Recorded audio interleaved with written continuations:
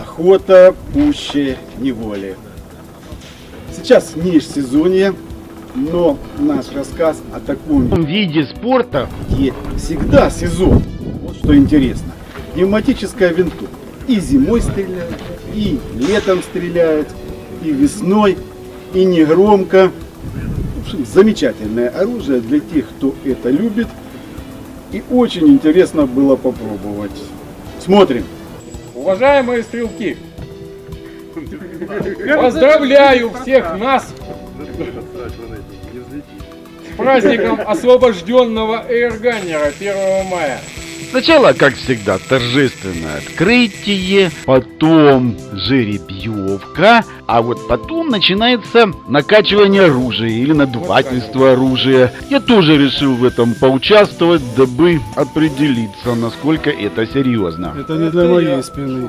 А попроще бывает как-нибудь? Баллон. А, баллон.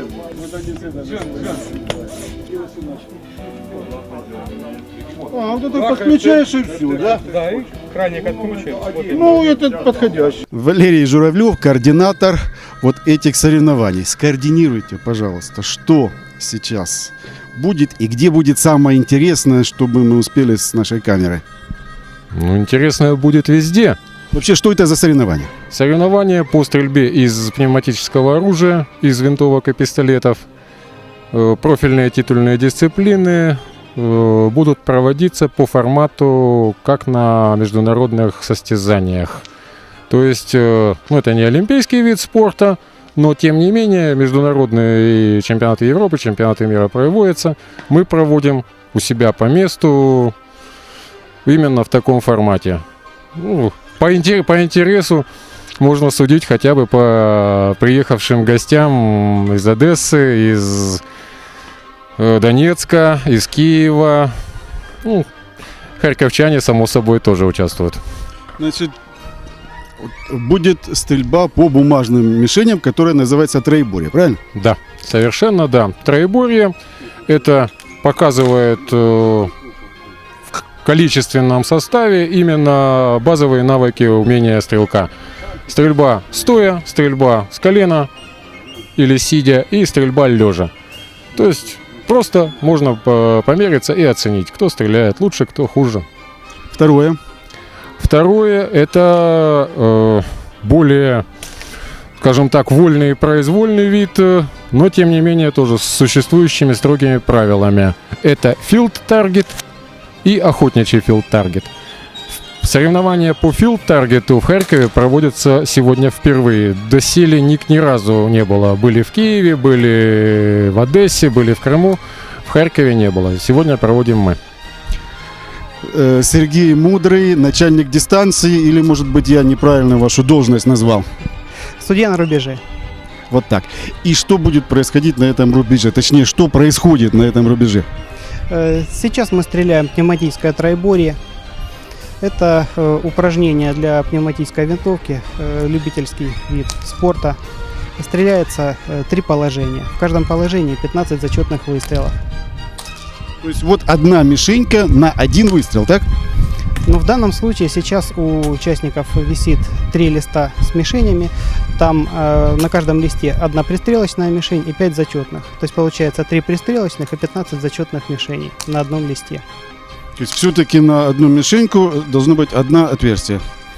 Да, так проще считать особо метких стрелков. Тогда не хорошо различимо. Нет сдвоек, строек. 1 выстрел, 1 мишень. Ну вот, а какие тонкости в изготовке? Все стрелки, ну не все, ну скажем так, много различных позиций. Ну, в данном случае сейчас стреляется второе положение. Первое положение — это стреляется положение стоя. Второе положение по выбору стрелка либо сидя, либо с колена. Но если есть там какие-то там физические ограничения, то есть или после травмы стрелок, или еще там какие-то нюансы, то в принципе допускается стрелять стоя. Ну вот, а сидя можно произвольно сидеть? Сидя, да, можно произвольно. Можно как в положении сидя по-бедуински, можно сидя, ну, тоже как называется положение ФТ, или еще как называется немецкий способ стрельбы. Это когда винтовка лежит на коленях, на локтях. То есть стрелок обнимает руками колени, винтовка лежит поверх локтя. цевьё на локте, и вторая рука удерживает шейку приклада.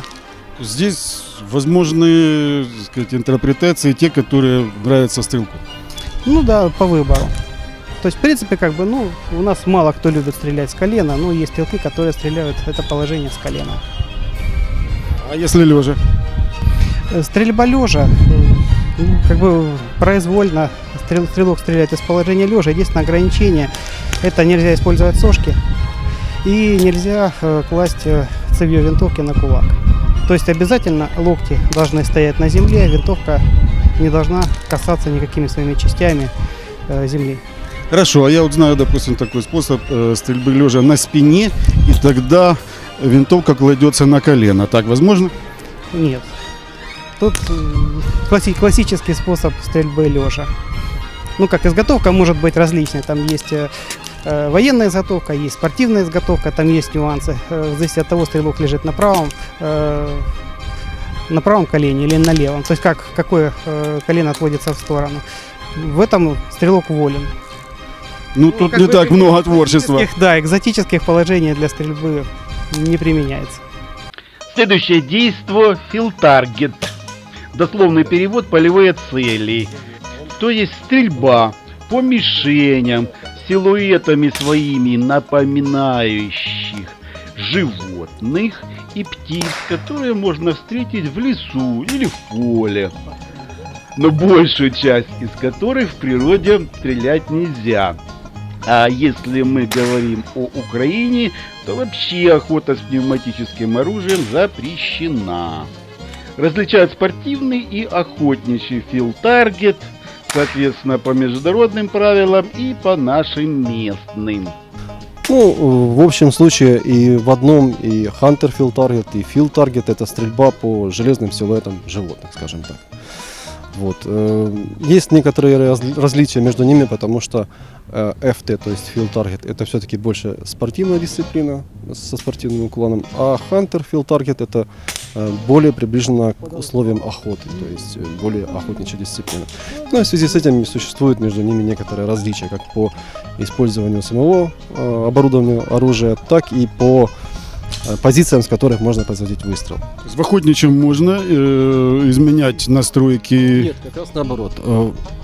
Hunter Field Target прицел устанавливается один раз на первой дорожке, предположим, да, и на протяжении всех 20 рубежей его больше не трогают. Если вы обратите внимание, то прицелы даже обклеены специально скотчем, чтобы не было соблазна у стрелка что-то там покрутить, поменять. Почему? Потому что предполагается, что это охота, увидел цель, нет времени раздумывать, подстраиваться под нее, выстрелил.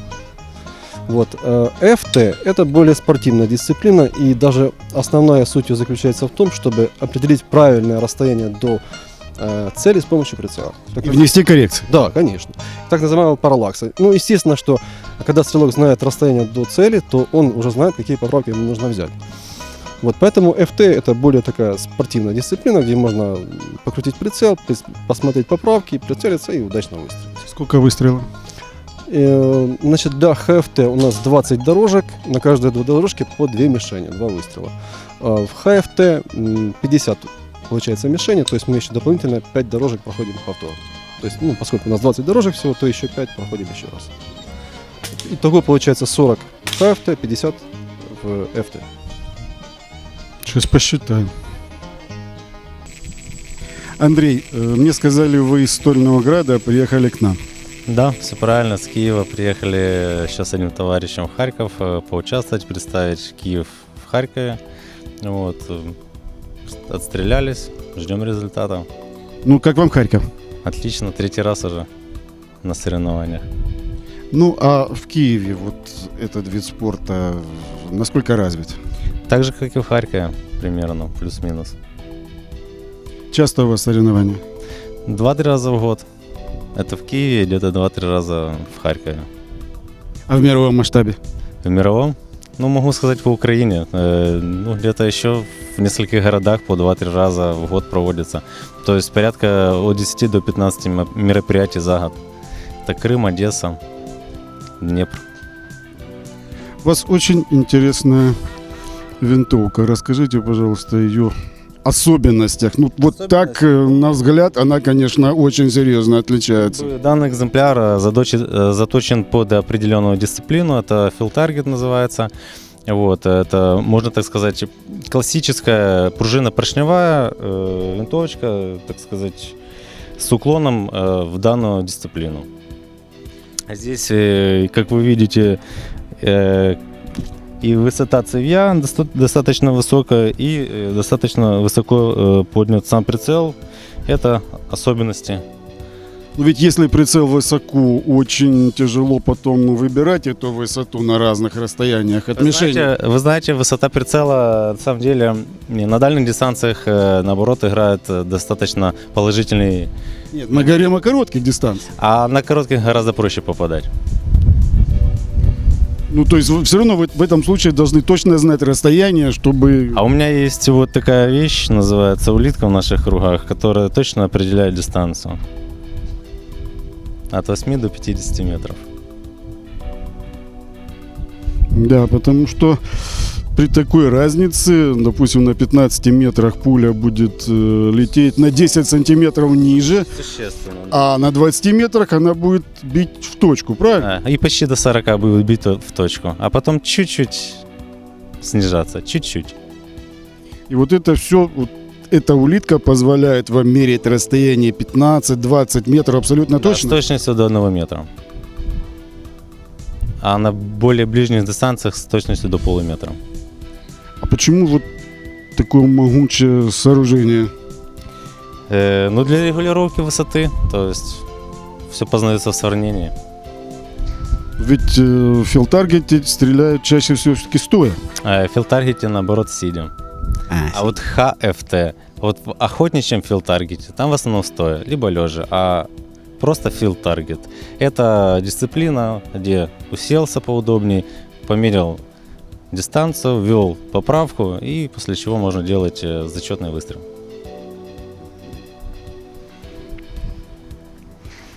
А вот это... Затыльник. Для более удобного. Он вверх, вниз, вправо, влево. Ну, регулировки имеют полный спектр, так сказать, направлений. Но это не на дистанции. Нет. На дистанции разрешается только параллакс, да? Да, только параллакс. Очень интересный вид спорта. А это что? А это уровень. Все-таки винтовка высокая, чтобы не заваливать лево-право. Кроме официального протокола, для всех желающих стрелков организаторы придумали, так бы сказать, развлекательно-отдыхательные прикладные мероприятия. В частности, вот сие действо называется дуэль на пистолетах. До мишени метров 20, стрелковая линия также метров 20. Два стрелка начинают по команде, каждый со своей стороны, поражать надувные шарики, перемещаясь к середине, напротив которой находится один шарик. Кто его первый поразит, тот проходит в следующий круг. Вот здесь оказалось, что желающих участвовать число нечетное. И организаторы предложили попробовать свои силы нашему оператору. По закону это возможно, так как шарикометы, так называются эти приспособления, не являются оружием. И необходимо для участия только пройти соответствующий инструктаж. Но далее все пошло не очень как бы ожиданно. Сергей прошел четвертьфинал, полуфинал, финал. И вот финал. Смотрим.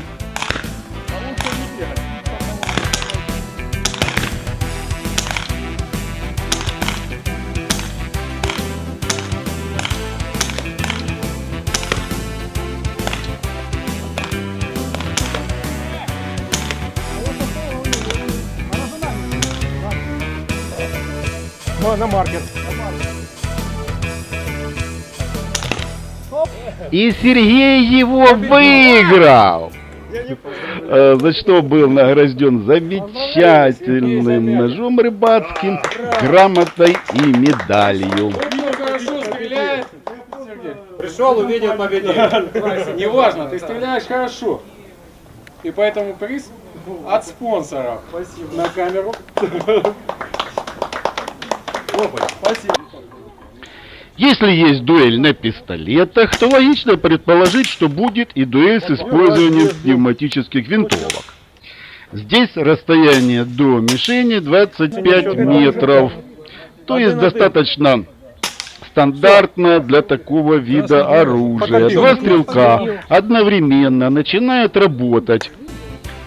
У каждого есть 5 мишеней. Количество выстрелов не ограничено. Кто первый поражает свои мишени, то есть они должны упасть, исчезнуть, тот проходит в следующий круг, где размер мишени, а значит и сложность попадания возрастает. После пробок приходит очередь маленьких кубиков, далее в арсенале зубочистки и спички. Размер мишени уменьшается до тех пор, пока не остается 2 стрелка. В финале цель кирпич и 10 пробок 2 цветов. Но попасть необходимо не в кирпич, а в ленту, которая его удерживает на весу. Причем не 1 раз, а 4, может быть 5 в линию, пока он не упадет. После этого необходимо еще поразить мишени своего цвета.